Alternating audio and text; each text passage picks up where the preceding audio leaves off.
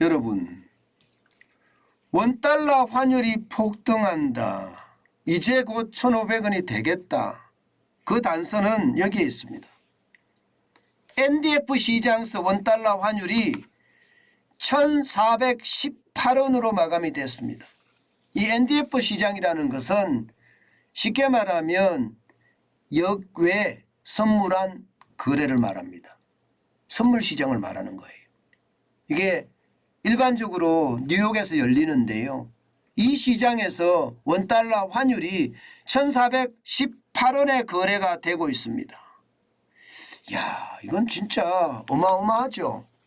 진짜 어마어마하죠. 지금 말입니다. 역외에서 거래되는 것은 우리가 돈 풀어서 막을 수가 없어요. 돈 풀어서.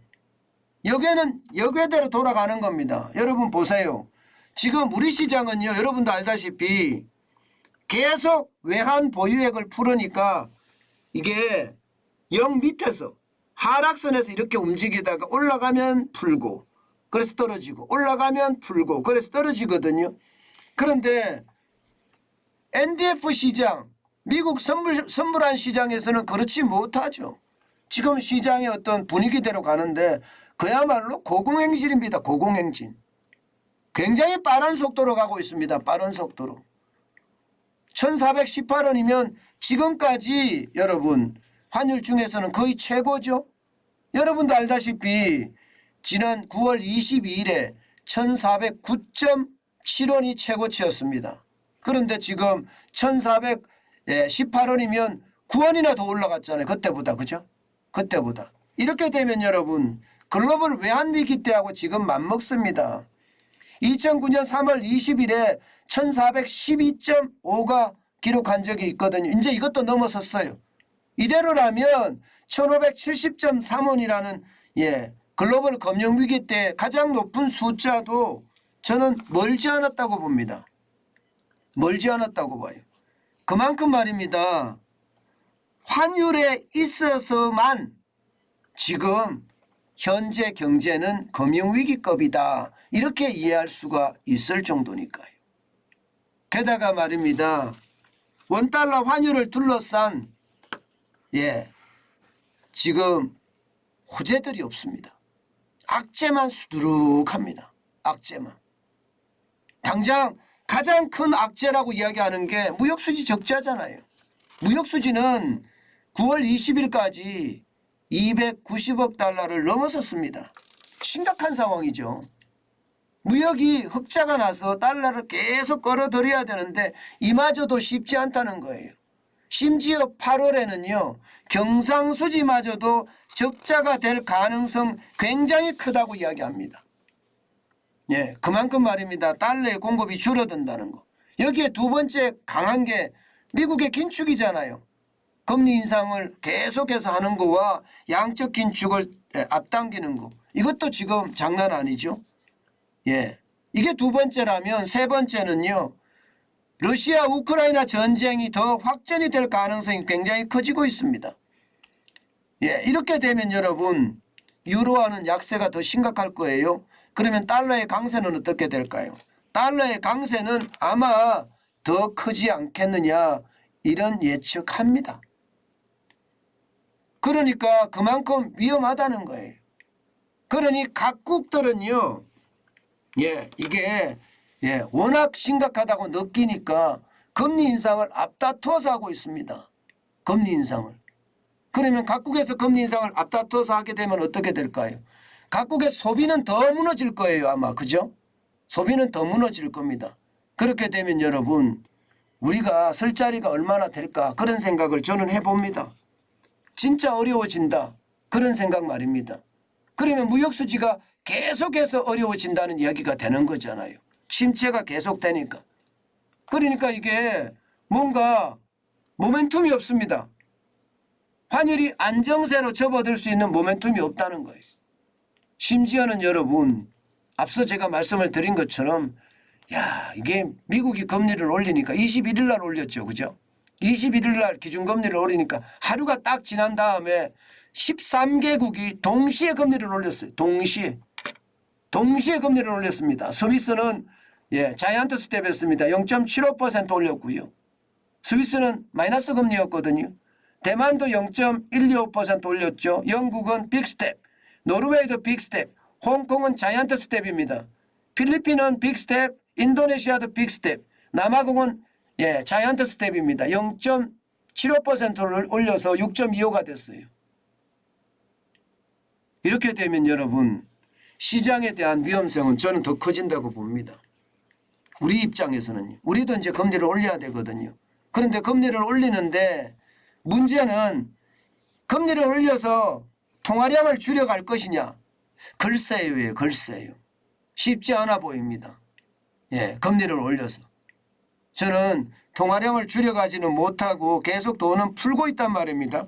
그런 상태라면 결국 원달러 환율은 앞으로도 더 올라갈 수밖에 없는 게 현실이 되겠구나 그런 생각이에요.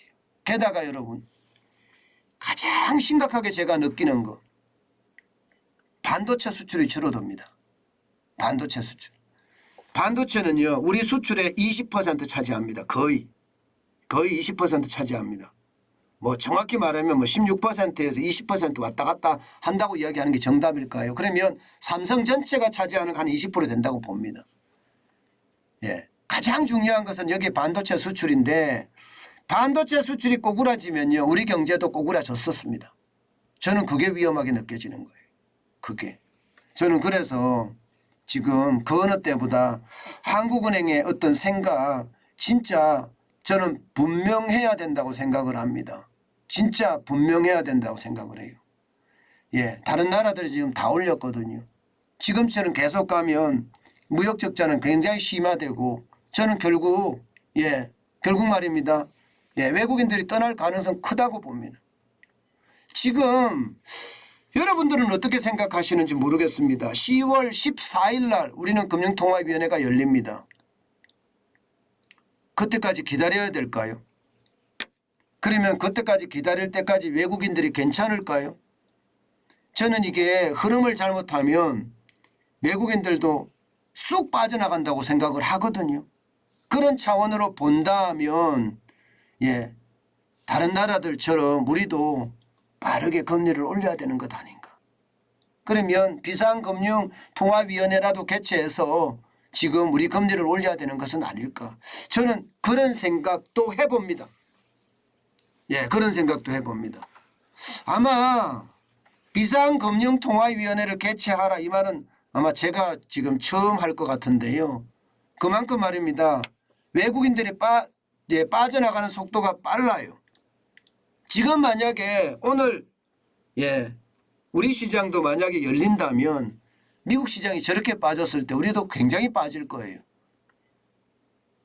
그래서 저는 지금 비상금융통화위원회를 개최해야 되는 것은 아닐까. 사실 8월 25일에 금리를 올릴 때 0.5%를 올렸어야 되거든요. 그래야지 환율이 안정이 됐었다고 보거든요. 지금처럼 가면 여러분 환율은 진짜 더 나빠지지 않겠느냐 그런 생각 저는 진짜 많이 해봅니다. 게다가 말입니다. 앞으로 보세요. 지금 달러 인덱스를 보면 이게 강세가 멈출 것 같지 않아요. 지금 현재 20년 만에 최고치잖아요. 111.78이니까요. 111.78 그전에는요 2002년 2월에 160.60이 있었습니다. 달러 인덱스가. 달러의 가치가 그만큼 높아졌다는 거예요.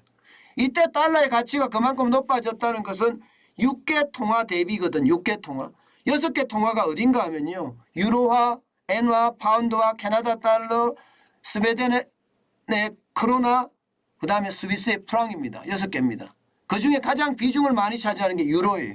유로가 57% 넘게 비중을 차지하니까요. 그다음이 엔화인데 13% 넘게 차지합니다. 그다음이 파운드인데 한 10% 가까이 차지합니다. 이 세 개만 합치면 거의 뭐 시장 전체의 어떤 달러의 가치를 좌지우지한다고 할 수도 있습니다. 그런데 유럽의 어떤 러시아가 확전을 하게 되면 유로를 사겠습니까? 달러를 사겠습니까? 유럽 사람들도 유로를 안 삽니다. 그렇게 되면 달러를 살 수밖에 없어요. 전쟁의 포화 속으로 몰아가니까 말입니다. 그러면 달러의 가치는 더더욱 올라갑니다. 그런데 지금 벌써 한미금리 역전이 된 상태에서 오늘이 24일입니다. 10월 14일까지는 아직도 한 달 20일가량 남았습니다. 20일가량. 20일가량 세상에 무슨 일이 벌어질지 모릅니다. 예, 자칫 잘못하면 이게 심리가 무너져요. 이게 이미 우리 주식 투자하는 사람들의 심리는 무너졌어요.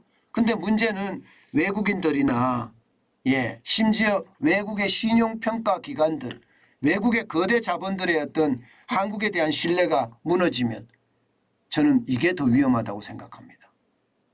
경제는요, 심리이기도 하지만 이게 적기가 필요합니다. 대처가 그때 나와야 돼요. 그 시기를 잘못 놓치면 굉장히 큰 충격이 다가올 수도 있거든요. 그런 측면에서 보면 지금 비상금융통화위원회를 개최를 해서 금리를 올려야 되는 것 아닌가.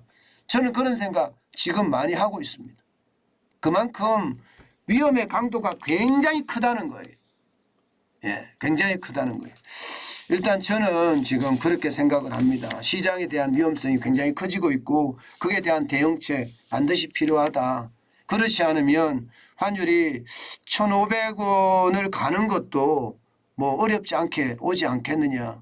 지금 뭐 정부가 엄청난 대책을 세우는데도 이게 뭐 대책이 씨알이 안 먹히잖아요. 일단 좀 더 지켜보는 게 좋지만 한 번 더 우리 고민해 보시자고요. 그게 굉장히 중요한 것 같으니까요. 여러분과 함께 늘 집단지성을 만들어가는 게 우리네니까요. 계속 집단지성을 만들어가면서 상황이 어떻게 전개될지 지켜보는 게 그 어느 때보다 중요하다 이렇게 생각합니다.